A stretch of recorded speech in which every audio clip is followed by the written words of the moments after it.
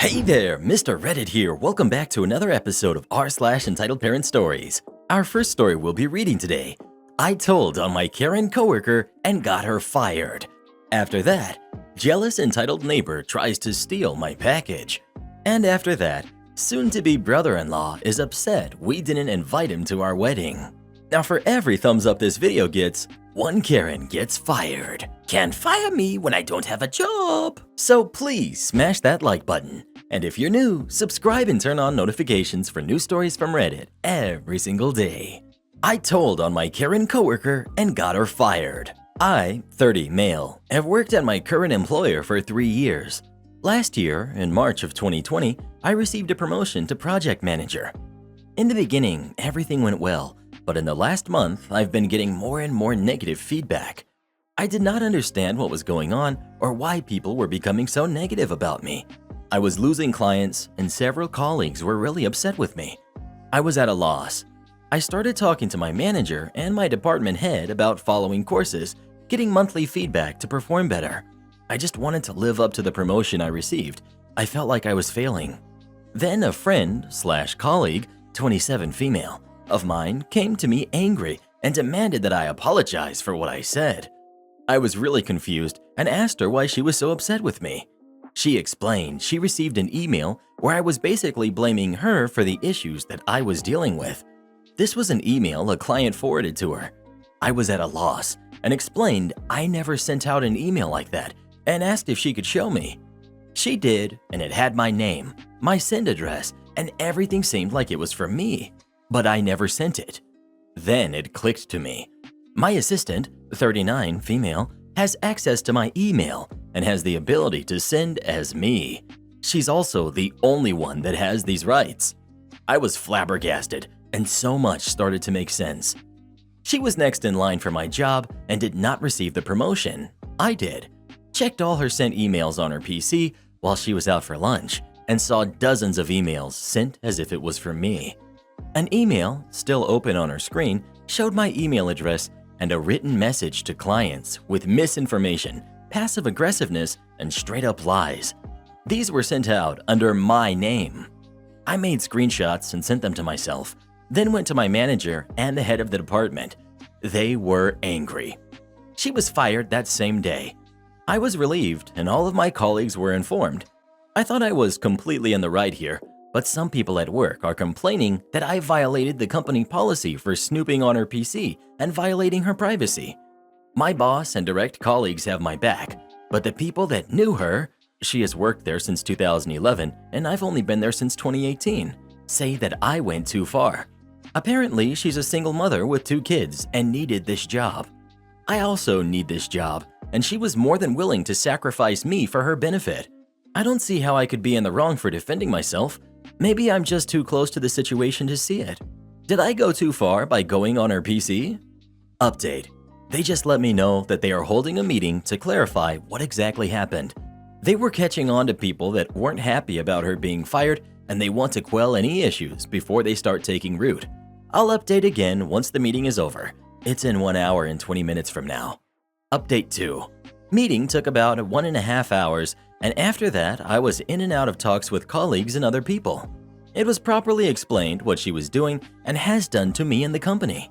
The attitude towards me noticeably changed in a positive direction, with a lot of people apologizing to me and explaining they've known her for years, were friends, and could not imagine her actually doing something like this. Honestly, I'm happy it ended up this way. HR and my boss really had my back here and preemptively handled to avoid any lingering negativity. Nothing but praise for them. I requested some time off, which was approved, and I'll be home for a week starting next week. Per my request/advice, they are also going to revise, or at least look at, the company policy regarding access to other people's emails and the other security issues I've noticed. Well, who do you think is the jerk? OP or Karen? Please let us know. I'm glad they fired Karen, and I think they should fire everyone else who agreed with her. You really shouldn't have people that stupid working for you. Jealous entitled neighbor tries to steal my package. This happened very recently, just a few hours ago, and I'm absolutely fuming in anger, so bear with me. Cast. We've got me. We've got entitled neighbor. We've got neighbor's kid, who's a good kid. And we've got the Amazon delivery dude. Context: my family and I are immigrants. My mom and siblings don't look the part, but my dad does heavily, and he's met this lady before, and we've had worse relationship conversations with her. A story for another time. On with the story. My family are tech savvy. We like to keep up with the trends and recently discovered smart home products. My parents were ecstatic. We had been looking into it and ordered the required products off Amazon. There were a lot of packages, around 15 to 20 different ones.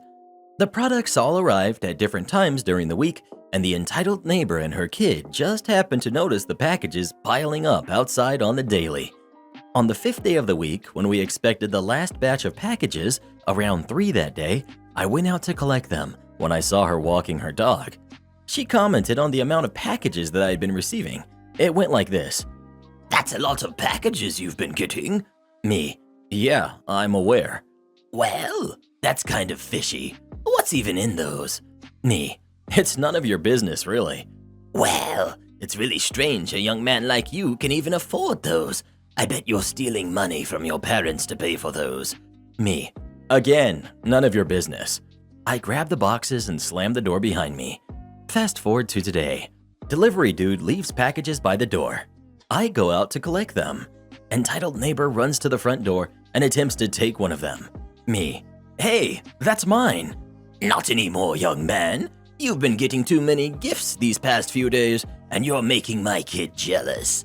Me: "What are you talking about? These are mine. They belong to me, and I'm keeping them."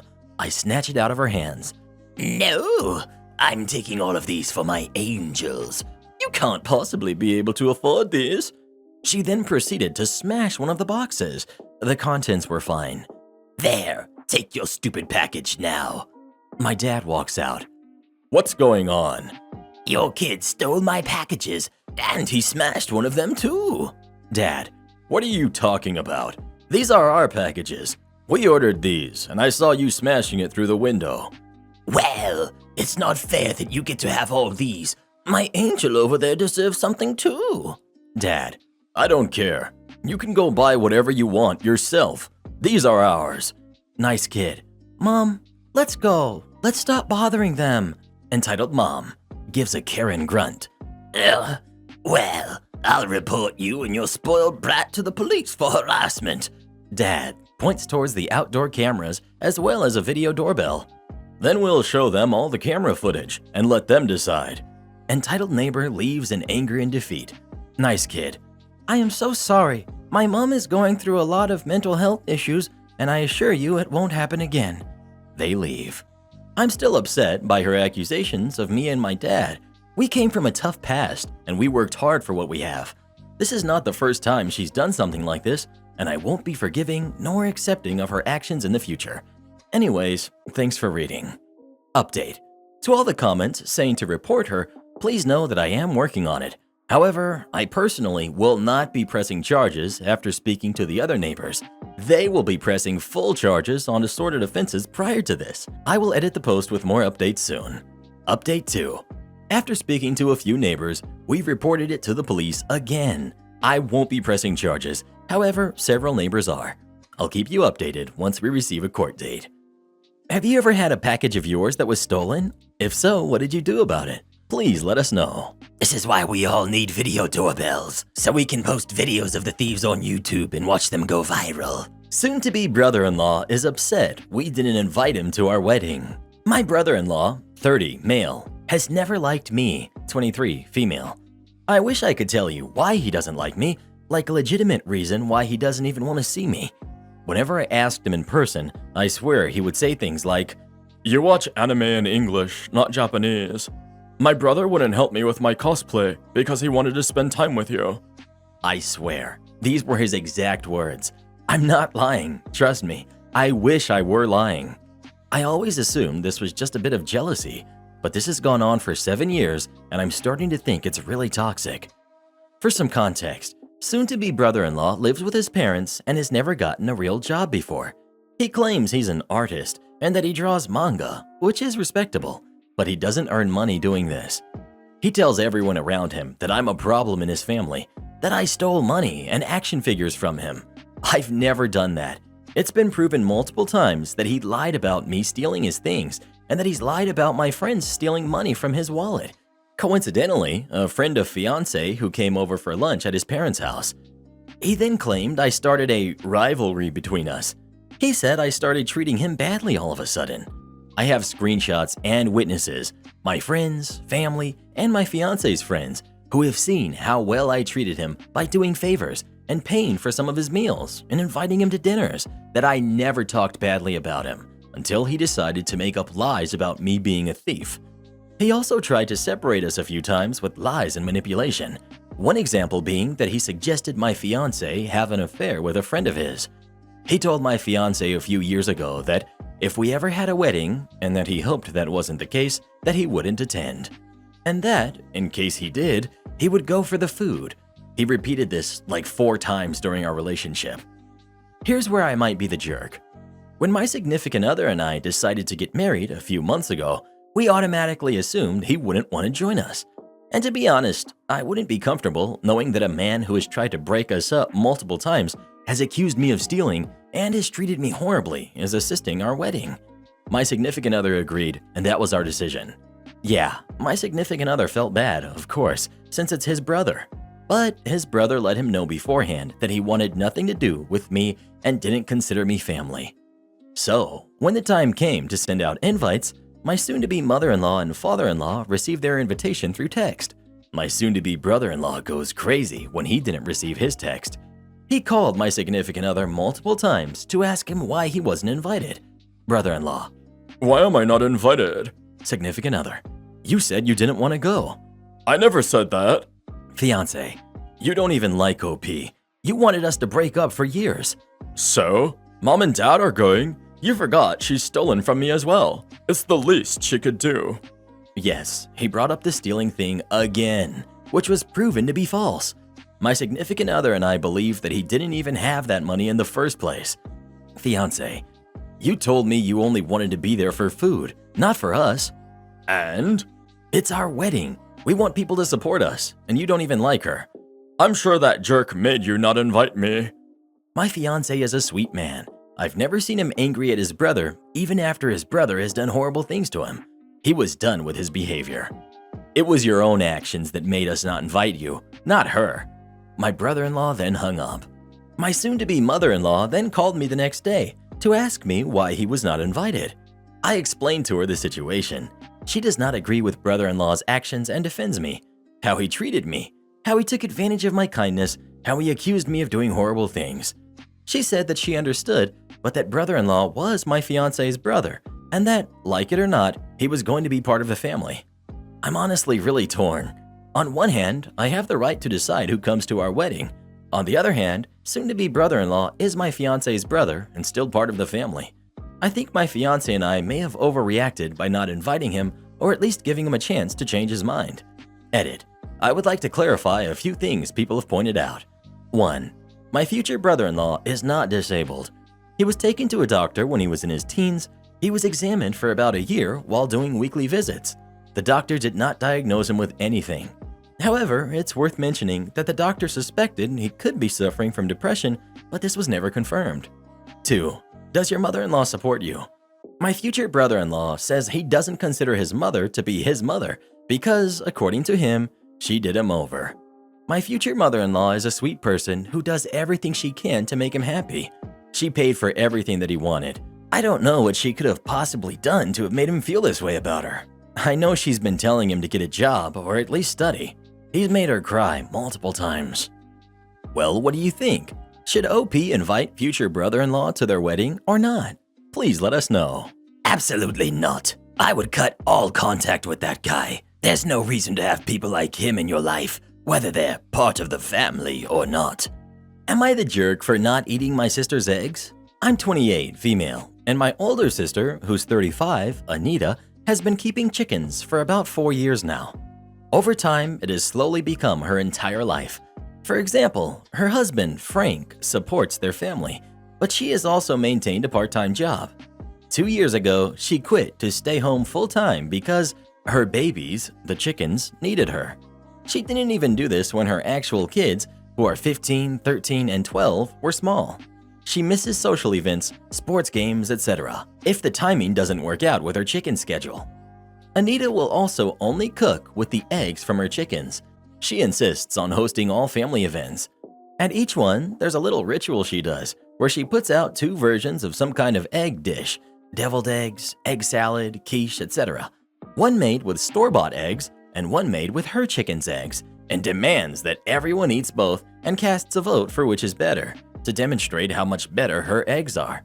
Frank does not participate because he won't eat her eggs after an incident that put him off, but everyone else is expected to. This past weekend, for the 4th, she made deviled eggs.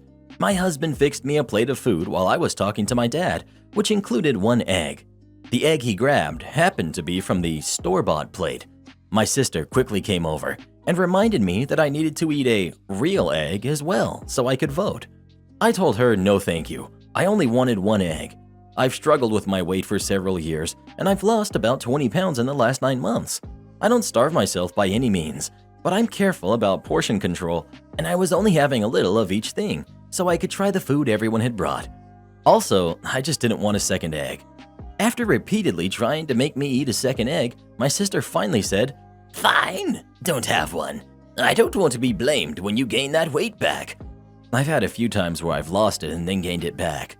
As we were going to leave, my sister came to me holding a large container full of her chicken's eggs and told me to take them home so I could see how much better they were, since I refused to participate in the game.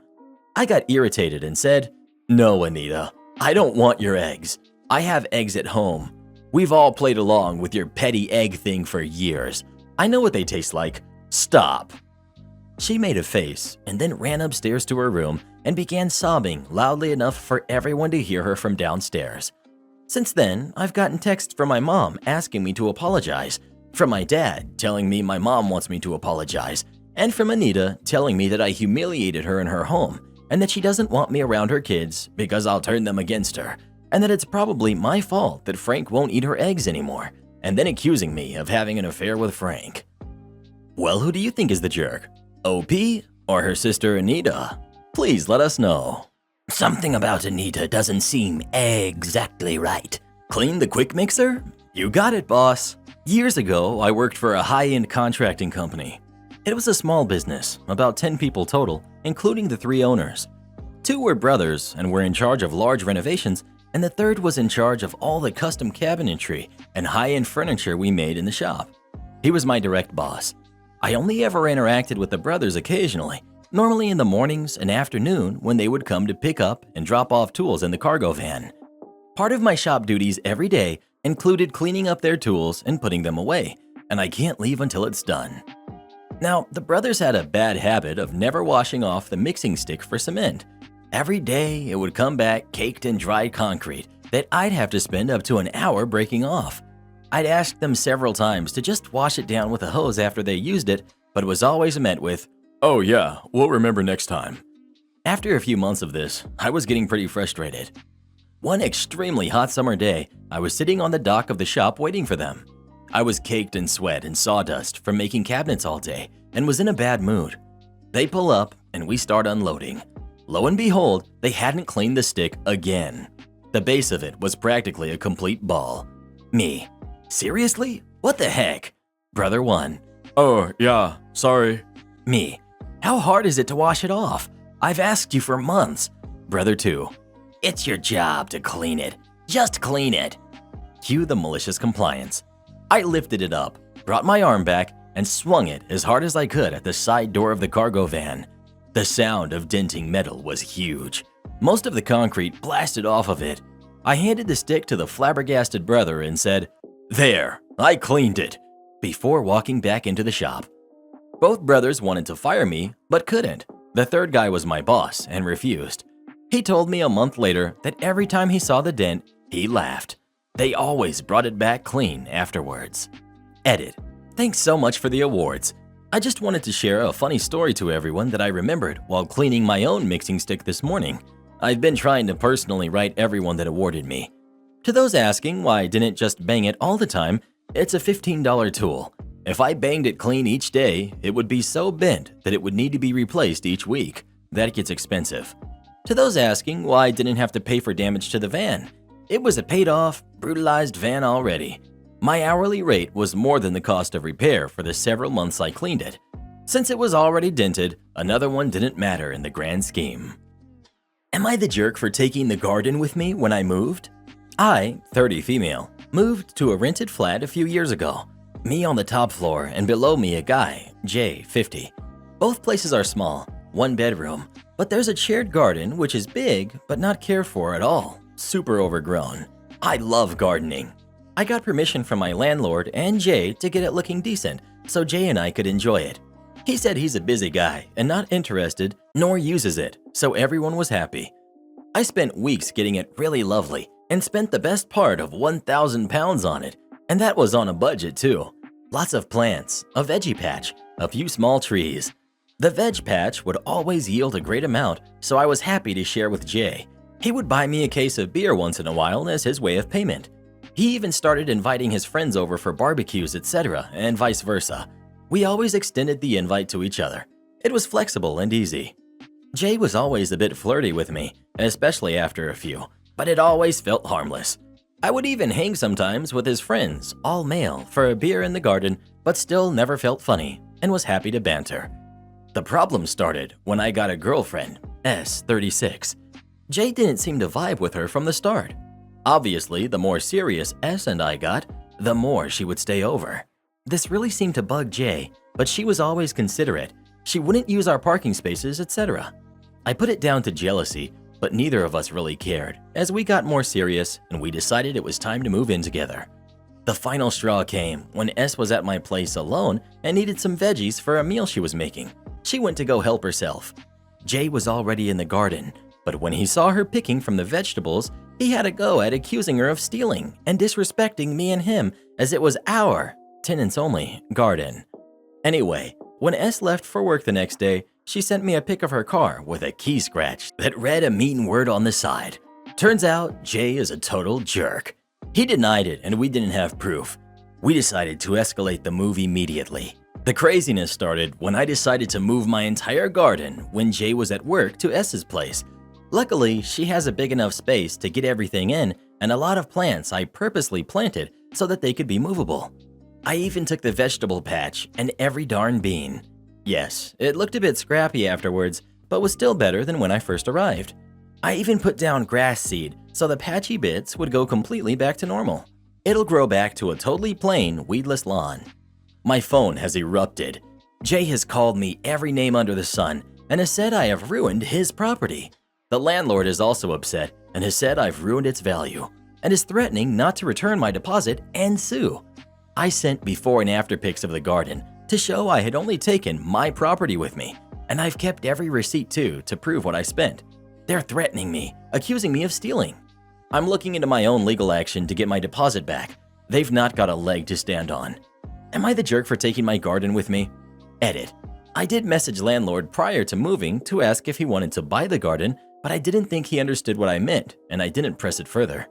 Also, after I took it, I did message landlord to say again he could buy it back from me at the cost of my purchase, but I would not replant it. Again, I don't think he understood.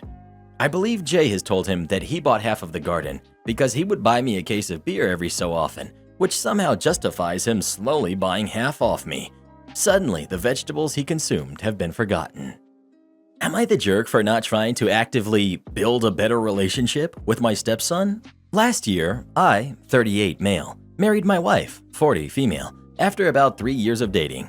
She has 2 kids, 17 male and 15 male from her previous relationship. And going in where we were talking about tying the knot, I made it abundantly clear that I would love to have a relationship with her sons, but I'm not okay forcing anything and would just hope that the boys would accept me eventually. At first, my wife was on board with this.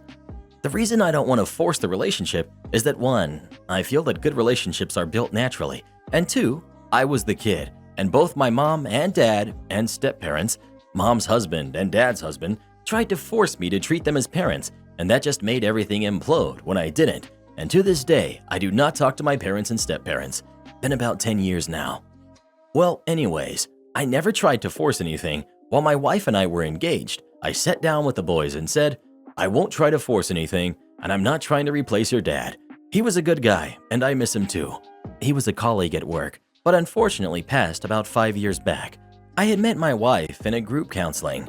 I was there since my fiance had passed, and we had found solace in having each other in our lives, and life's just been weird like that. Didn't even know she was my colleagues until she showed me a picture. Her sons are aware of the entire situation. But I'll be available if you do want to have more than just a cordial relationship. They agreed to this. 15 has been more open to us having a relationship, while 17 keeps it completely cordial, i.e., we're civil towards each other and not at each other's necks. I'd still ask if he wanted to join 15 and me for whatever we were doing, but no hard feelings if not. But my wife has become increasingly more annoyed that 17 doesn't want to. The other day, my wife sat next to me and asked me to actively try to build a better relationship with 17 because it hit him especially hard when his dad passed. I said I'll ask him what he wants to do. It's his life, and I'm fine with the way things are now. She said that he's just a kid, and he doesn't know what he wants, and that I should take him fishing, just the two of us, so that we can have a more family relationship. I, again, said I'll talk to him and ask if he wants to, but I'm not going to force it. She got angry at me and said that, if you don't try, nothing will happen. I know my kids. He's secretly hurting seeing you and 15 having a good relationship. I asked if he told her that, and she said no, but still insisted I try more. It's not like I don't try. I still invite him to go ride bikes or whatever, even when 15 is busy, just the two of us. But I just take his no as a no and drop it. I think he's content with how things are right now. I just want some outside perspective.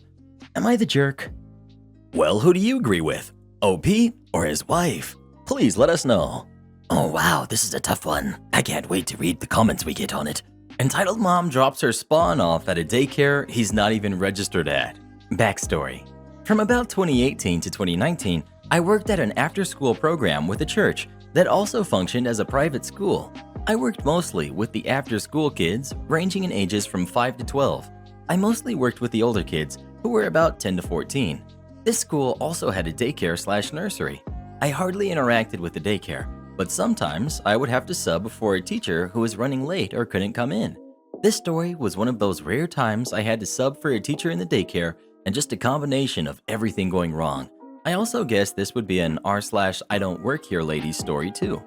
When working at the after-school program, it was a part-time gig since I was only there from about 1 in the afternoon until the last closing time, which was 6. It was nice since I could sleep in and do my schoolwork.